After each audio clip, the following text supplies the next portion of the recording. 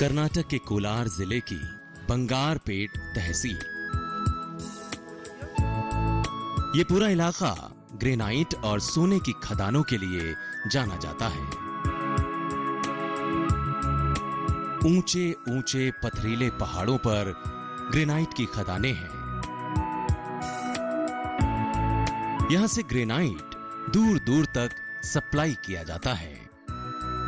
जमीन के नीचे सोने की खदानें हैं, लेकिन कश्मकश ये है कि ग्रेनाइट और सोने से भरपूर ये धरती खेती के लिए उपयुक्त नहीं मानी जाती।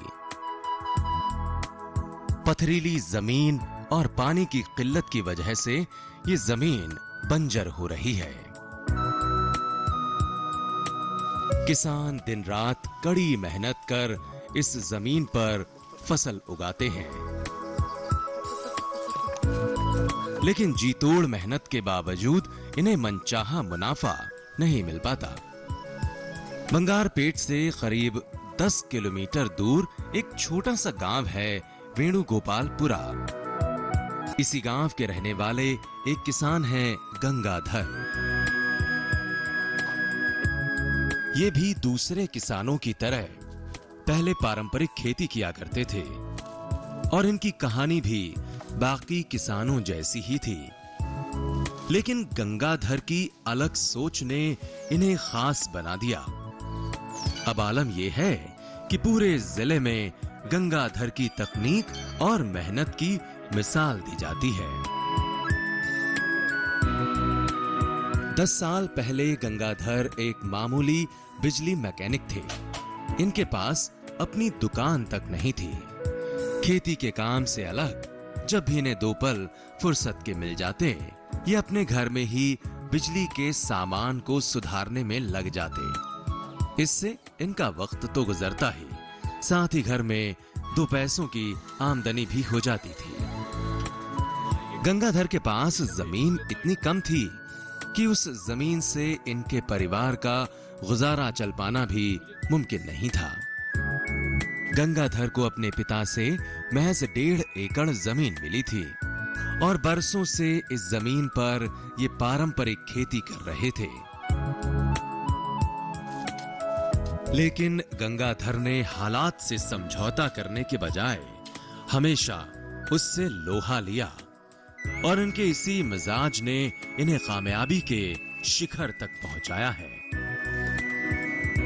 गंगाधर ने रेशम की खेती में ऐसे कदम बढ़ाए कि फिर कभी पीछे मुड़कर नहीं देखा।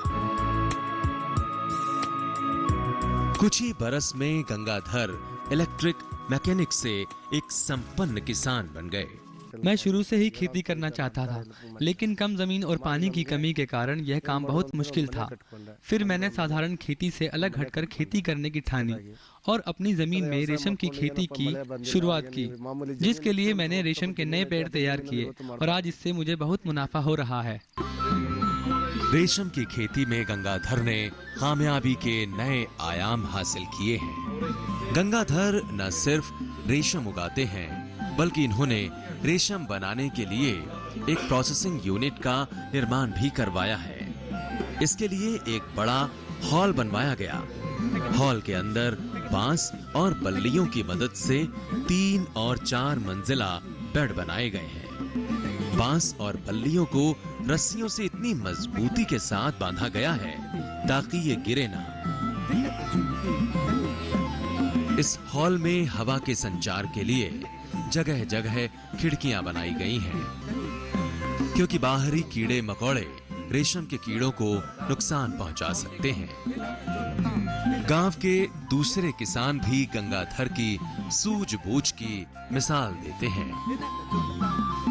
हालांकि गंगाधर की उम्र बहुत ज्यादा नहीं है, लेकिन इन्होंने कम उम्र में अच्छी तरक्की पाकर इलाके में अपनी एक अलग पहचान बनाई है। यही वजह है कि गंगाधर अब बाकी किसानों के लिए एक मिसाल बन चुके हैं।